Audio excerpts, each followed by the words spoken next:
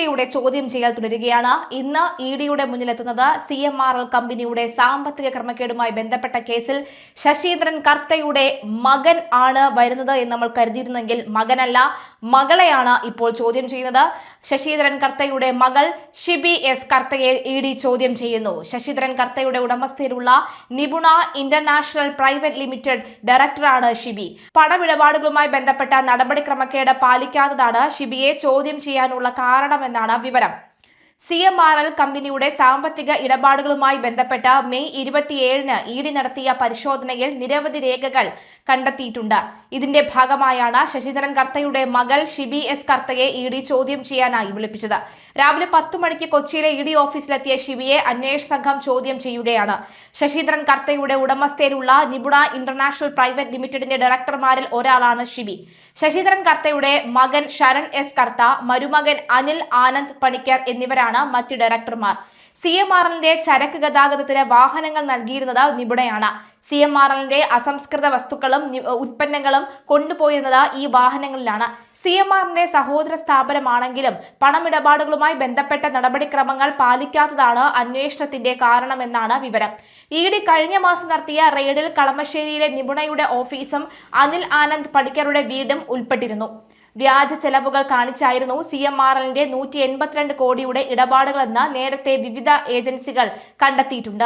ഈ ഇടപാടുകളിൽ ഉൾപ്പെട്ടിട്ടുണ്ട് എന്നാണ് വിവരം. കേസിൽ ശരൺ എസ് കർത്ത അടക്കമുള്ളവരെ അടുത്ത ദിവസം ഇ ഡി ചോദ്യം ചെയ്യും. CMRL എക്സാലോജിക് ഇടപാടുമായി ബന്ധപ്പെട്ട് മുൻ മുഖ്യമന്ത്രി പിണറായി വിജയന്റെ മകൾ ടി വീണയ്ക്ക് ചോദ്യം ചെയ്യലിന് ഹാജരാകാനായി ഇ ഡി സമയം നീട്ടി നൽകിയിരുന്നു. ബുധനാഴ്ച ഹാജരാകാനാണ് വീണയ്ക്കുള്ള നിർദ്ദേശം. കേന്ദ്ര വിജ്ഞാപനം അടക്കം പൂഴ്ത്തിവെച്ചുകൊണ്ട് കർത്തയ്ക്ക് പരമാവധി പരിധി വിട്ടുള്ള സഹായങ്ങൾ നടത്തി മാസപ്പടി അടക്കമുള്ളവ നടത്തിയതിന്റെ ചോദ്യങ്ങൾ അടക്കമുള്ള ചോദ്യങ്ങൾ ഇ ഡിക്ക് മുൻപാകെ ആ ചോദ്യത്തിന് ഉത്തരം പറയേണ്ട ഉത്തരവാദിത്വം വീണയ്ക്കുണ്ട്. എന്തായാലും ഇന്ന് തിങ്കളാഴ്ചയായി, നാളെ ചൊവ്വയാണ്, മറ്റന്നാൾ ബുധനാണ്.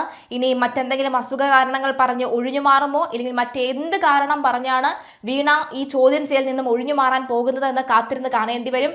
2019 ഫെബ്രുവരിയിലാണ് കേന്ദ്ര സർക്കാർ അറ്റോമിക് മിനറൽസ് കൺസെഷൻ റൂൾസ് ഭേദഗതി ചെയ്തത്. തീരദേശത്തെ കരിമണലിൽ ആണവധാതുക്കളുടെ സാന്നിധ്യം 0.75% കൂടുതലാണെങ്കിൽ അവിടെ സ്വകാര്യ കമ്പനികൾ ഖനനം നടത്തുന്നത് കേന്ദ്രം പൂർണ്ണമായി നിരോധിക്കുകയും അധികാരം പൊതുമേഖലാ സ്ഥാപനങ്ങൾക്ക് മാത്രമായി പരിമിതപ്പെടുത്തുകയും ചെയ്തു.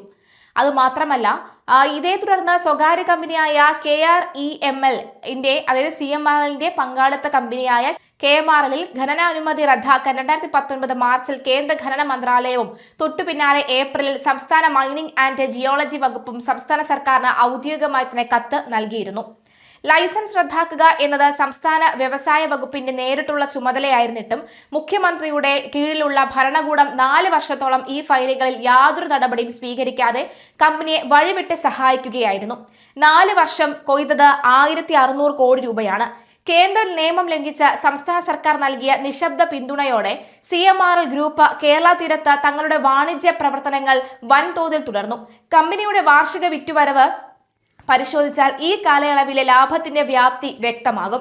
2020-21 239 കോടി രൂപയും 2021-22 290 കോടി രൂപയും 2022-23 444 കോടി രൂപയും 2023-24 500 കോടിയിലധികം രൂപയുമാണ്. ആകെ ബിസിനസ് 1500 മുതൽ 1600 കോടി രൂപ. തുടർച്ചയായ ജനകീയ പ്രതിഷേധങ്ങൾക്കും നിയമ പോരാട്ടങ്ങൾക്കും ഒടുവിൽ കേന്ദ്ര നിയമം വന്ന് 4 വർഷത്തിന് ശേഷം 2023 ഡിസംബർ 18-നാണ് വ്യവസായ വകുപ്പ് ഈ KREMLന്റെ ഖനന ലൈസൻസ് റദ്ദാക്കാൻ ഒടുവിൽ തയ്യാറാകുന്നത്. ഈ കാലതാമസം കമ്പനിക്ക് സമ്മാനിച്ചത് 1000-ലധികം കോടികളുടെ അനധികൃത ബിസിനസ് സാധ്യതയാണ്. നോക്കൂ, ഒന്നും രണ്ടുമല്ല, 1600 കോടിക്കണക്കിന് രൂപയുടെ ബിസിനസ് ലാഭമാണ്.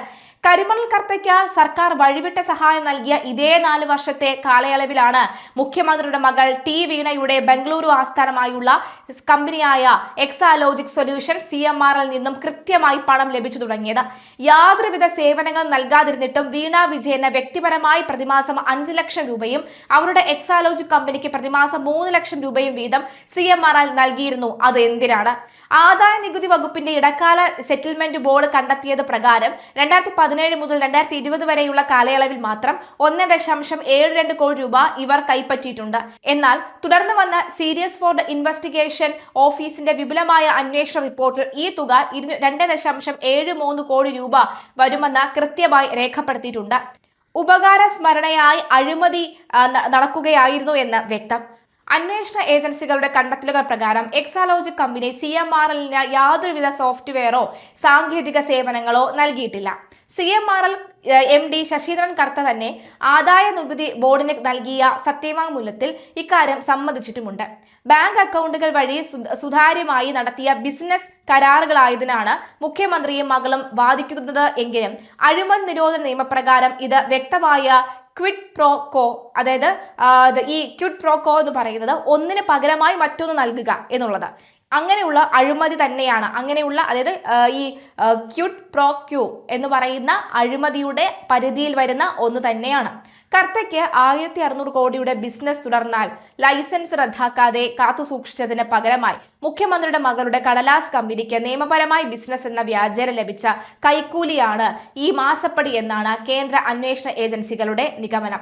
നിലവിൽ ഈ വിഷയത്തിൽ SFIO അന്വേഷണവും എൻഫോഴ്സ്മെന്റ് ഡയറക്ടറേറ്റ് റെയ്ഡുകളും തുടരുമ്പോൾ ബുധനാഴ്ച വീണ വിജയനെ ചോദ്യം ചെയ്യലിന് വിളിപ്പിക്കുമ്പോൾ ഇതിന്റെയൊക്കെ ഉത്തരം ലഭിച്ചേ പറ്റൂ. കേന്ദ്ര ഉത്തരവ് പൂഴ്ത്തിവെച്ചതിന് പിന്നാലെ മുൻ മുഖ്യമന്ത്രിയുടെ ഓഫീസിന്റെ നേരിട്ടുള്ള ഇടപെടലുകളെ കുറിച്ചുള്ള സംസ്ഥാന വിജിലൻസ് കേസ് രജിസ്റ്റർ ചെയ്ത് അന്വേഷിക്കണമെന്ന ആവശ്യവും ശക്തമായിട്ടുണ്ട്. എന്തായാലും ബുധനാഴ്ച ഇനി ദിവസങ്ങൾ 48 മണിക്കൂറുണ്ട്, 48 മണിക്കൂറിൽ അതിൽ കൂടുതലുണ്ട്. എന്തായാലും നിലവിലെ സാഹചര്യത്തിൽ ഇനി നേരം ഇരുട്ടി വെളുക്കണം, നാളെയും നേരം ഇരുട്ടി വെളുക്കണം. ഇതിനിടയിൽ എന്തെങ്കിലുമൊക്കെ സംഭവ വികാസം നടന്ന് ഈ ഒരു വിഷയം തെന്നി മാറുമോ, വീണ വിജയൻ വീണ്ടും ഇഡിയുടെ മുന്നിൽ എത്താതെ പോകുമോ എന്നുള്ള ചോദ്യമാണ് ഇനിയുള്ളത്. കാത്തിരുന്ന് കാണാം ആ ചോദ്യത്തിന് ഉത്തരം എന്തായിരിക്കും എന്നുള്ളത്.